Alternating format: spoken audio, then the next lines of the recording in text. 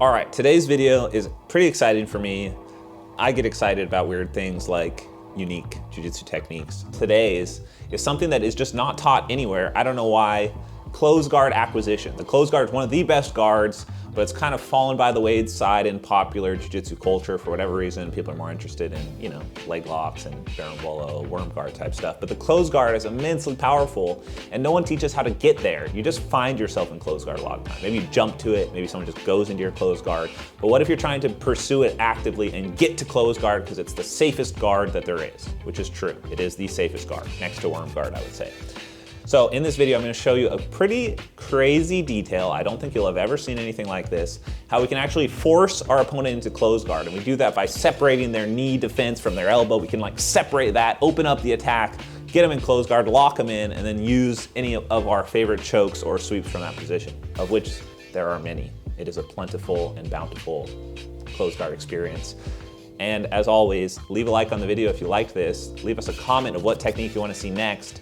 We can upload the most upvoted comment. So if there's a technique you want to see, we'll post that. If there's something you want to see from jujitsux.com, we have 56 instructors on there. If you go scroll through there and see something you want us to post, we'll post their video with their consent. Well, we don't even need their consent actually. We'll just post it because maybe someone will buy it and they'll like that. So that's today's video, everyone. I hope you enjoyed, and I'll see you guys next week. So the second one is gonna be what we do if we're unable to get our foot in. And the only reason that would happen is if my opponent is aggressively driving into me. If he's really driving into me, this shin to shin might not get in quick enough. I might not be able to get the leverage I need. Maybe he's driving the knee across a little too quickly for me, and leaving my legs open like this with my knees on the outside of his body is kind of giving him an opportunity to pass. So if I feel there's danger from kind of relaxing too much with my legs out like this, trying to set it up, I may have to put more of like a knee shield to keep his pressure away from me and off of me, right? So if he's trying to drive in with a knee cut position, I can kind of counter it with a knee shield position. The knee shield can kind of block a knee cut. Okay, it's a little bit of a counter move. So we're gonna be using that knee shield, but it's just very important where I put my knee. If I put my knee over his shoulder like this isn't gonna help me much. He can just kind of lift his arm and drive it through for underhooks, and it's not gonna be an effective defense or an effective way to set up the closed guard. So what I'm gonna be doing is grabbing the same side collar with my hand. You can do this with the cross collar, but I think you'll find the same side collar is a little more effective, just because it keeps him in the direction that I want. I want him to stay this way. I don't want him to be turning that way. That's the knee cut direction. So just a little bit extra efficiency there. I don't bring my knee up and over because this isn't gonna be effective. I'm actually gonna create a little bit of space again, like I'm trying to go shin to shin, but I'm just bringing my shin under his arm. So now the knee shield will protect me from a knee cut. And if you see he tries to knee cut now, my shin goes right to his chest. Let's rotate this way in the same position. So it's gonna be kind of tricky to see, but if I put my shin here and he tries to knee cut me, I'm actually in a very good position to lock up the closed guard. All I would have to do is put my knees together like this. So I pinch my knees together so there's no opportunity for his shin to drive through, right? As he continues trying to drive through for a knee cut, it's not gonna do anything because there's no thigh for him to drive over unless I relax it like this, in which case he can. But in that situation, my knee shield will keep me safe. So I know that's kind of a lot. I'm saying a lot right now, but just focus on the key detail. Remember, we identified the weak point, which is between the elbow and the knee. So we're gonna get our shin up through here. So I have to create space, bring my shin through. Even if he decides not to pressure in with a knee cut like this, and his knee doesn't separate from his chest, I can force it to happen just by driving my shin up into his armpit. Once I drive my shin up into his armpit, I'm gonna cut my knee down up over his knee. See that? So I've kind of slipped in here and stopped his ability to connect he can still connect, but it doesn't matter because my leg got through his defenses. So let's turn this way to show that again, because this is a little bit weird. It's kind of a weird position. So elbows here, he's defending. I want to get my closed guard. I can't get my shin to shin, so I bring my knee to knee instead of shin to shin. And look, I can slide my knee up under his armpit and then down into his hip. And I'm just doing that like this. It's really as simple as just lifting the leg up and then sliding it down.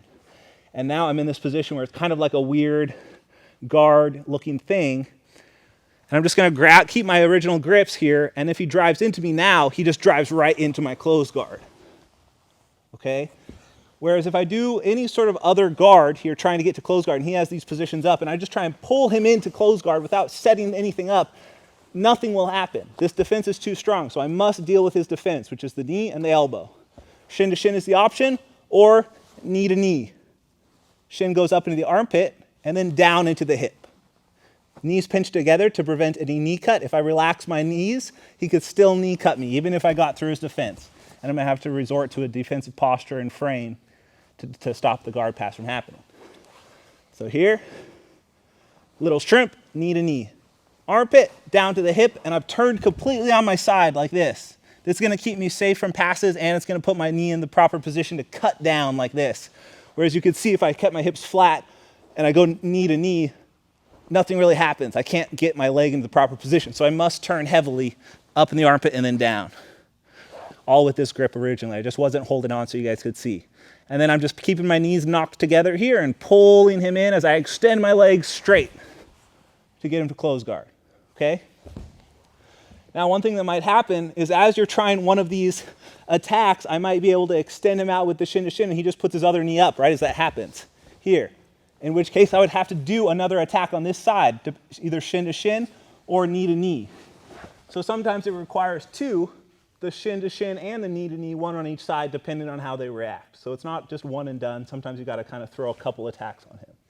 Does anyone have any questions about the knee to knee slide? No? All right, let's try it on two. 1, 2.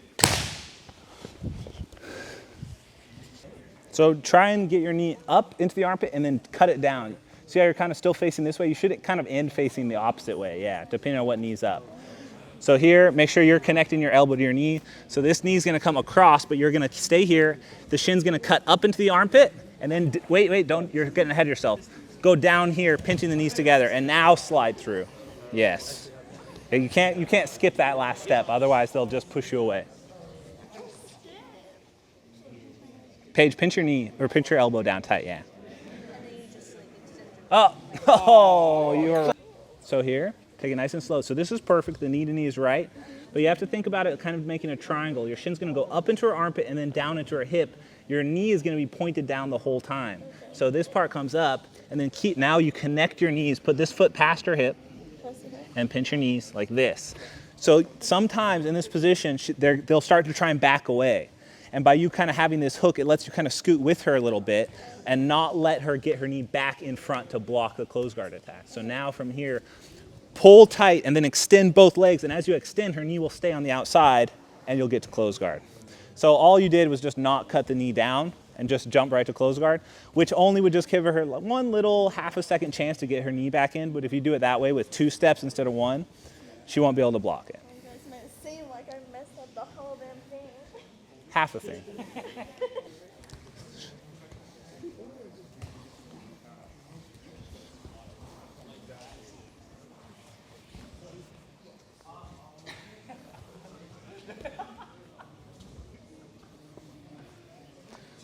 So now even if she pinched, up and then down. Yeah. Perfect. Let's try that again. It's a little bit Albert's fault. See how you're keeping your arms straight? Yeah, pinch your elbows in so it's nice and defensive now. So you're gonna get your knee, you're not gonna do the shin to shin. I know it's a good option here especially, but just create some space so your knee can get under. Yes, and then that lifts, and then wait, keep your knee in front. Once it goes up in the armpit, you actually, you tuck it down like that. And then you're in this position, and pinching your knees tight will stop him from being able to get his knee back in front, even if he tries, right? So as he tries, you keep your knees tight, and then even still, you should be able to get it up and over that knee as long as you pull him directly in. Okay. So pinching your knees just stops that one last chance for him to get his knee in, and so it's a crucial point. I know it's easier to just go up and then straight to it, but if you do that, it's a very good chance that they're gonna get their knee in. Give him a chance to time it. Exactly, yeah. Thank you. Okay, let's see. No, not quite. So you're kind of skipping some steps. Keep your elbow tight here so this works. Create a little bit of space, and you're going to bring your knee here and then under his arms. Okay. All the way in front, but under, yeah. So I kind of have to hip out, right? Yeah, you'll have to create some space. And then you're just lifting your knee and sliding wait, but don't stop here. Stay like this. Okay. Once you get it up into his armpit, pinch your knees together very tightly, and he's going to try and put his knee back in. But it's not going to work because you pinched your knees. Okay. Now we extend our legs away to close guard. Okay. So it's a 2-step process, up and then down, pinching the knees and then shooting. If you just go right to close guard, they'll be able to get their knee back in.